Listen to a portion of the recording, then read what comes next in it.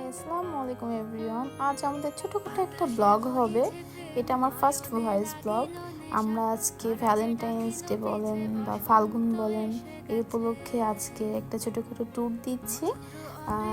এর আগে খালামণির বাসা যশোরে খালামণির বাসায় গেলাম। সেখানে খাওয়ার দাওয়াত ছিল, খাওয়া দাওয়া করলাম। খালার সাথে কিছু সময় পাস করলাম।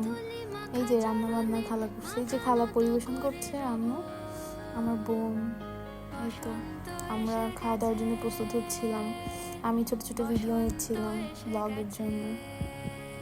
এই তো আজকে গদখালি যাব ফুলের বাগানে, এই জন্য একটু তাড়াহুড়ো করে খাওয়া দাওয়া করে সবাই বের হয়ে গেছি।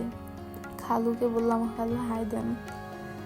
এই যে আমার বর খাচ্ছে, তারপরে বোন, সবাই আছে এখানে।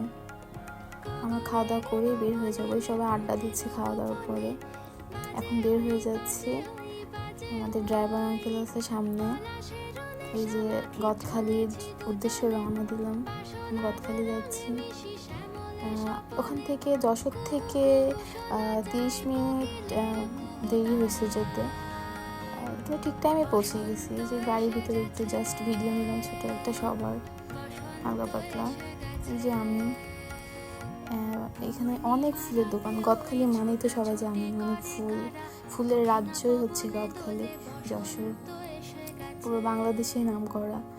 এই যে পার্কে চলে আসলাম। ছোটোখাটো একটা পার্ক আছে এখানে, সব জায়গাতেই ফুলের বাগান আর কি, ফুল চাষ করা হয় এখানে। ছোটোখাটো মেলাও বসছে ভ্যালেন্টাইন্স ডে উপলক্ষে। আমি আমার বোন ভিতরটা টিকিট কেটে যখন ভিতরে ঢুকলাম, ভিতরটা মোটামুটি সুন্দর আছে, কিন্তু অনেক মানুষ ছিল আজকে, যার জন্য মানে ভিডিওটা ভালোভাবে নিতে পারিনি। প্রচুর মানুষ ভ্যালেন্টাইন্স ডে উপলক্ষে। এই যে বাইরে আসলাম, আর ভালো লাগছিল না ওর মধ্যে এত মানুষ।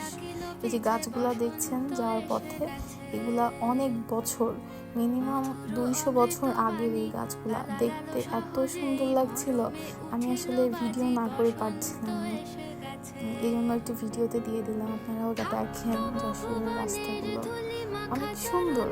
এই যে রাস্তা শেষ হয়ে গেলে জামতলার মিষ্টি তো সবাই জানেন, এই জামতলার মিষ্টি অনেক বিখ্যাত, ওইটা নিলাম বাসার জন্য। আমি অনেক পছন্দ করি, আমার জামাইও করে। এই তো মিষ্টি নিলাম, নিয়ে আমরা আবার রওনা দিলাম। এই যে দেখছেন না গাড়িটা, এখানে আমরা গেস করছিলাম যে এটা কারা হতে পারে। নিশ্চয়ই হচ্ছে রোহিঙ্গা হতে পারে। আমরা ভয় পাচ্ছিলাম যে কিছু হবে না, তারপরেও মানে একটু ভয়ঙ্কর টাইপের লাগছিল। সো যাই হোক, তারপরে আমি তো চা খেতে চলে আসলাম। তারপরে বাসায় চলে আসছি। আমার ইরফার সাথে কিছু ছবি নিলাম, ভিডিও নিলাম। ওর মন খারাপ ছিল, আমি চলে গেছিলাম, তাই এসে আমাকে যাওয়ার